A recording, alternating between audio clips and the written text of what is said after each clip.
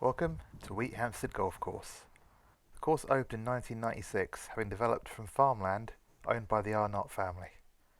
The project was headed up by John Arnott, who wished to develop the course ecologically by planting native trees and creating ponds to attract wildlife to the land. There are 3 trees planted on the 6th hole in his memory, alongside a plaque which I wish I'd known about before filming. Anyway, the first hole here is the longest of the par 3s on the course, and in fact when I first played here it was considered a par 3/par 4, so you could choose to take the extra shot on the par if you so wished. Just a par 3 now though, and my tee shot's a little bit right here, having caught the ground before the ball, but, and surprisingly to me, ended up just next to the green. I say surprisingly because I was playing today completely blind, because my GPS device did not have this course in its database. So that's why you're not getting any yardages on the shots. Not too bad chip and run shot, a chance at a par, or to escape with a par here. And we got it. Not a bad start, all things considered.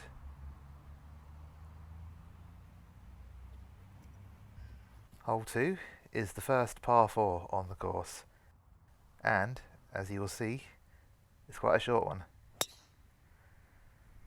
Driver out here, I actually choked down this to try and get it to stop or not go as far, which is strange because I don't tend to hit my driver that far. You can also see 2 golf bags in this picture because there's a 3 ball. Couldn't find my tee. There's a 3 ball who was stuck behind me for the entire round because I was stuck by a 2 ball, who did actually offer for me to play through them, but I didn't know how long it was going to take. So a putt for eagle here, which I won't get so very often on this channel. And now we're on to hole 3, my second shot. And that's because the camera cut out just as I was about to hit that first putt, which I didn't realise until after I'd finished the hole. It also cut out on my tee shot on the 3rd hole because it's never done this before, but when my phone was locked, it just stopped recording after 30 seconds for some reason. So we missed out on some shots, but to get you up to speed, I actually made a par, yes, a par. Although considering the circumstances, I'm glad I didn't make a birdie, or even an eagle, this time. I opted to play a chip and run shot of a pitching wedge, having tried to row a 9-iron to the green already. I had a lot of work left to keep this par train going. Great pace, bad bounce. I hit this putt on a great line. The pace, however, not quite good enough. So unfortunately that's going to be our first bogey of the round.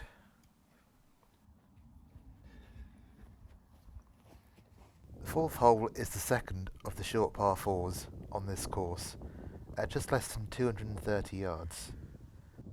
I'm not going for the green this time as I only have a 4 hybrid in hand. My plan is just to leave it out to the right hand side. Although the plan wasn't to go that far right.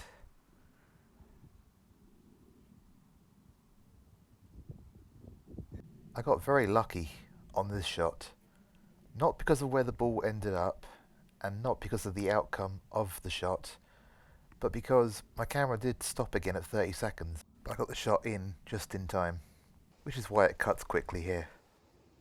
So not a great outcome from that shot. The ball didn't roll as far as I thought it would, and I decided to try it again because at this point the heat was starting to get to me. I was also paranoid that the camera was going to cut out again, so when I saw that I was still recording here, I left the camera recording and grabbed the tripod and just brought it, well, I was going to say up to the green, but ball's there because once again, didn't roll. So yeah, I just kept it recording for the rest of this hole.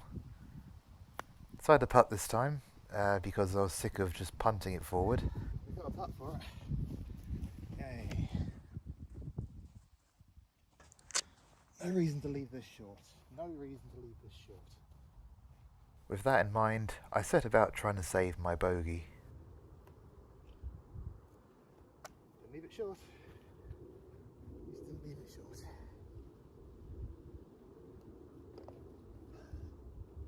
Didn't make a 6 today. That was almost sentence. This may only be the 5th hole, but already it's our last par 3 of the round. After this we have 4 reasonably short par 4s to go along with the 2 we've already played. My plan was to run a 7-iron onto the front of the green. However, it didn't quite work out like that. I pulled the shot long left and it just kept on rolling. So it was pretty close to the 6th tee by the end of it. I then did what I was afraid of doing on the previous hole. The ball took a huge kick forward and just ran its way over the other side of the green and down a huge slope. There I am. And there I go.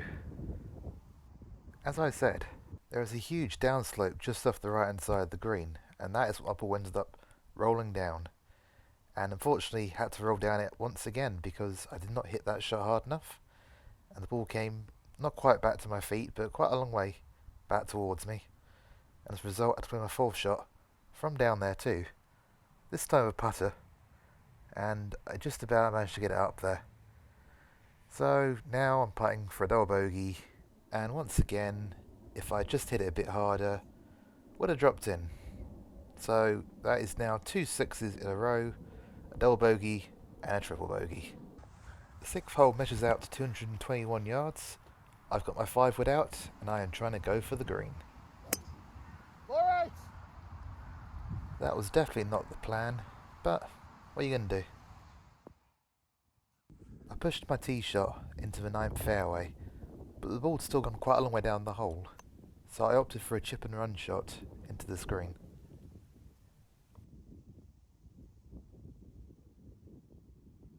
A well-executed shot resulted in another good look for a birdie. However, the ball would not slow down on the brown. I started to look at par though, and I could have sworn I was going uphill on that one. The brown ground struck again, and suddenly I was at risk of making yet another 6. Thankfully, I didn't. I can't fall that, so there we are. Have you ever wanted to play a 200-yard par 4? Well, the 7th at Wheathampstead can make that dream come true. With 7-wood in hand, I hit a great shot off the tee.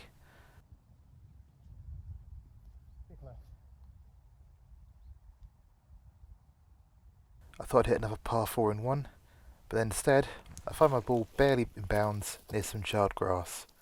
Did I mention it was hot that day? Plus plenty before it. The ball was lying awkwardly, so I opted to bump and run it with a 7-iron. It didn't look great, but this was the result. Could I finally make a birdie on camera? Oh, I thought brown meant fast, not bumpy. Finally, another par.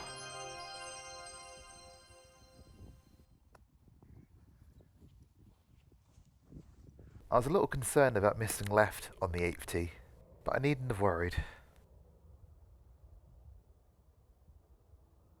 The shot was tentative, but the result was pretty good. Just a little short and right of the green. I played yet another chip and run shot from below the green surface. I don't think this is the correct shot to play from here, but you can't argue with the outcome. Yet another makeable birdie putt up the slope. I looked away in disgust, and while I was doing this, the ball got further and further away from the hole. I was surprised how far away it was when I turned back around. Another par though. No harm in that.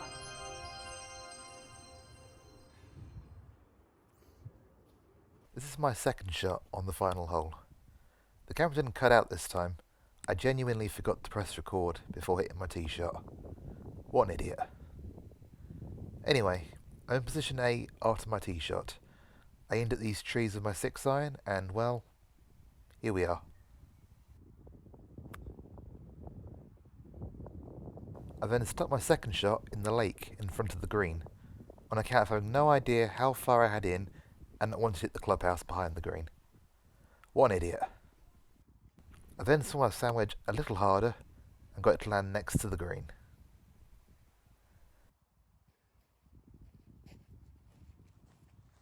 The only plan now is to try and get out of here with a double bogey. This putt was a good start.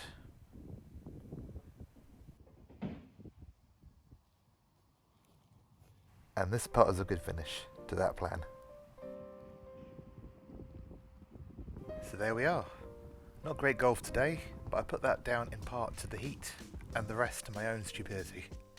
It's a great course to play though, especially if you're transitioning between par 3 / pitch and putt courses to full courses. This is a good place to do that. My round cost me £11 for 9 holes, but you can go around twice for £16. If it wasn't so hot, I might have just done that. After my round, I paid a visit to the Caddy Cafe, got myself a bacon and egg roll. Would definitely recommend both the course and the roll. All that leaves is my 3-shot diary, and for me to say thank you for watching, and I'll see you in the next one.